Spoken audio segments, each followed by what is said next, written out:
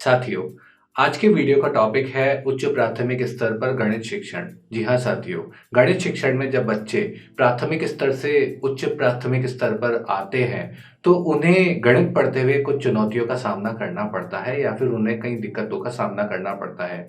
आइए देखते हैं कि वो दिक्कतें किस प्रकार की होती हैं।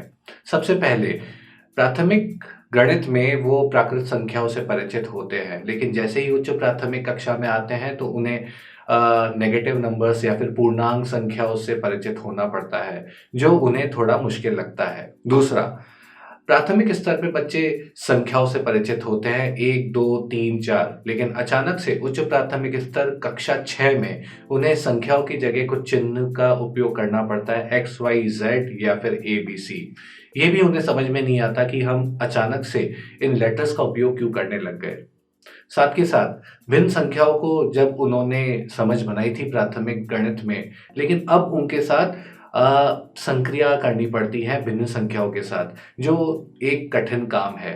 साथ के साथ जब दार्शनिक संख्या पद्धति में दशमलव संख्याएं आ जाती है, तो पॉइंट लगा के, डेसिमल लगा के, दशमलव लगा के जब संख्या लिखी जाती है, तो भी उन्हें कुछ चुनौतियों का सामना करना पड़ता है या फिर गणित बोझिल सी लगने लगती है। इन सभी चुनौतियों या फिर इन सभी मुद्दों को जब हम गौर से देखेंगे, तो शायद इनका एक मूलत कारण हो सकता है कि जब हम उच्च प्राथमिक गणित शिक्षण में जब बच्चों को पढ़ाते हैं या फिर जब बच्चे पढ़ते हैं, तो उन टॉपिक्स का जो प्राथमिक गणित से ज़्यादा कोई संबंध नहीं बन पाता है।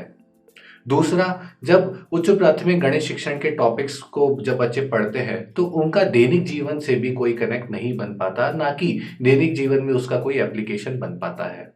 तो ये थी चुनौतियाँ और उनके कुछ कारण। अब बात करते हैं कि अगर हमें बतौर शिक्षक अगर बच्चों के साथ उच्च प्राथमिक गणित में काम करना है, तो उसके लिए क्या किया जा सके? कौन से उपाय होंगे या फिर किस तरह की मेरी शिक्षण पद्धति होंगी? इन चुनौतियों से निपटने के लिए सबसे पहले गणित की प्रकृति को समझना ज़रूरी है। जी हाँ साथियों, हमने पहले भी बात की है कि गणित विषय सोपान क्रमिक होता है, एक हायरार्की होती है, जिसमें हर टॉपिक हर अगले टॉपिक में सम्मिलित होता है और इसीलिए आप स्क्रीन पे देख पा रहे हैं जो हायरार्किकल नेचर है, जो स्पाइरल नेचर है, वो काफ़ी महत्वपूर्ण होता है और यही हमें संकेत देता है कि जब गणित का कोई टॉपिक पढ़ाएँ, तो उससे पुरानी जो जो उससे पहले वाली जो अवधारणा है, वो बच्चों को जो टॉपिक है, अवधारणा है, वो क्लियर होनी चाहिए। आप एक उदाहरण से इसे समझ सकते हैं, आपकी स्क्रीन पे दिख रहा है। सबसे नीचे आ रहा है प्राकृत संख्याएँ, जो कि प्राथमिक स्तर पे बच्चों को पढ़ाया जाता है। कक्षा 6 में होल नंबर्स पूर्ण संख्याएँ भी आ जाती हैं और उसके पश्चात पूर्णांक संख्याएँ या फिर इंटीजर्स भी आ जाती हैं। आप ऐसा नहीं कर सकते कि बच्चों को सबसे पहले पूर्णांक संख्या पढ़ाएँ और फिर बताएँ कि नेचुरल नंबर्स क्या होते हैं। इसका एक क्रम होता है, उस क्रम को हमें ध्यान में रखना चाहिए। इसको एक और उदाहरण से समझते हैं। जब बच्चे दशमलव संख्या पढ़ते हैं, तो उससे पहले ये ज़रूरी हो जाता है कि प्राथमिक कक्षा में उन्होंने जब स्थानीय मान पढ़ा था, तो उसमें क्या किया था। आप स्क्रीन पे देख पा रहे होंगे, जब बच्चे स्थानीय मान में उनको जब पढ़ाया जाता था, तब इकाई से दहाई, दहाई से सैकड़ा, आप स्क्रीन पे देख पा रहे हैं, जो कि प्राथमिक कक्षाओं में बताया जाता है कि कैसे प्लेस वैल्यू नंबर सिस्टम चलता है। लेकिन जब कक्षा 6 में जब दशमलव संख्याएँ आती हैं, तो उस होल का उस इकाई के टुकड़े हो जाते हैं और वही दार्शनिक संख्या पद्धति बनाते हैं। जैसे कि इकाई के जब 10 टुकड़े टूटेंगे, तो वो दशांश हो जाता है, 1/10 हो जाता है, आप स्क्रीन पे देख पा रहे हैं। और उसके आगे जब 100 टुकड़े टूटते हैं उस पूरे होल के, इकाई के, तो वो शतांश कहलाया जाता है, 1/100 कहलाया जाता है।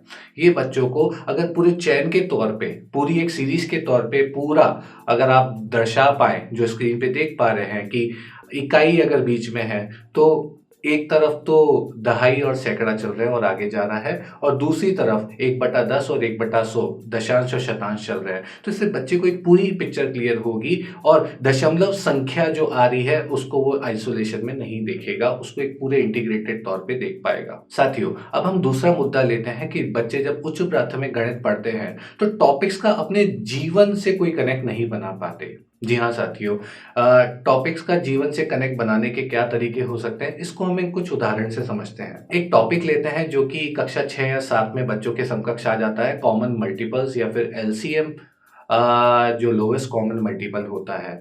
अब इसको दैनिक जीवन से उदाहरण से कैसे स्पष्ट करेंगे? जी हाँ साथियों, आपकी स्क्रीन पे एक उदाहरण दिख पा रहा होगा कि जून महीने का कैलेंडर है और 2 बच्चे हैं कक्षा के, एक का नाम है अमन, एक का नाम है श्रीकांत। अमन सोचता है कि महीने की स्टार्टिंग की चौथी तारीख, जो 4 तारीख है, वहां से वो एक पार्क में जाना चालू करेगा।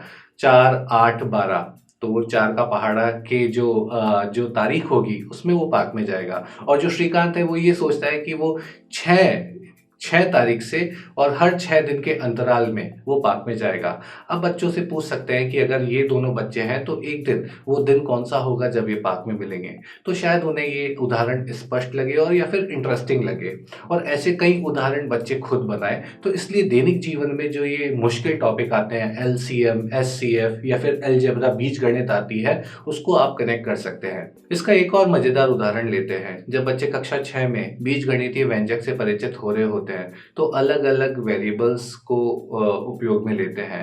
तो क्यों ना उनको एक व्यंजक बनाने का दें, जिसमें एक सीढ़ी का उदाहरण लेते हैं कि एक सीढ़ी बनाने वाला व्यापारी है, वो इस तरह की सीढ़ी जो आप स्क्रीन पे देख रहे हैं, उसको कैसे बताता है व्यंजकों के रूप में, बीजगणितीय व्यंजकों के रूप में।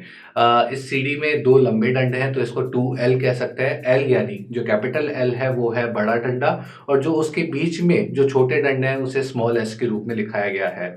अब आप देखेंगे कि सीढ़ी को कैसे दर्शाया जा सकता है अपने दैनिक जीवन में, 2L + 4S। ऐसे मजेदार उदाहरण आप बच्चों के दैनिक जीवन में कनेक्ट कर सकते हैं कि अलजेब्रा भी हमारे दैनिक जीवन में कैसे काम आ रही है। और कुछ खेल खिला सकते हैं जिसमें कुछ नियम बनने हो और नियम में आप लेटर्स का उपयोग कर सकते हैं। यही नहीं, आप बच्चों को ये बता सकते हैं कि आयत के क्षेत्रफल का सूत्र क्या होता है। बच्चे उसे प्राथमिक गणित में सीख कर आए होते हैं, जिसे कहते हैं कि लंबाई गुणा चौड़ाई, L इंटू बी।